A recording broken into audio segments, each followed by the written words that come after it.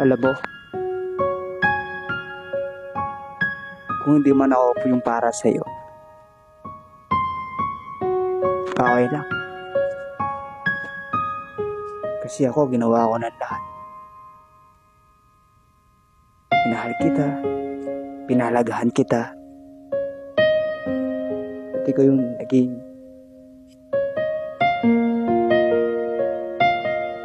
ikaw yung naging inspirasyon ko para taparin yung pangarap ko.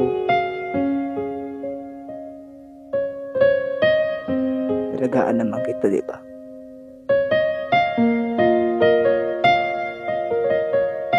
Pero bakit ganun? Mas pinili mo yung barkada mo kaysa sa sarili mo, boyfriend? Alam mo, masakit para sa akin yung pinili mo sila. Pero kung doon po kayo masaya, tatanggapin ko naman yun. Pero di sa lahat ng oras na makakahanap ka ng katulad ko, mamahal sa'yo ng totoo.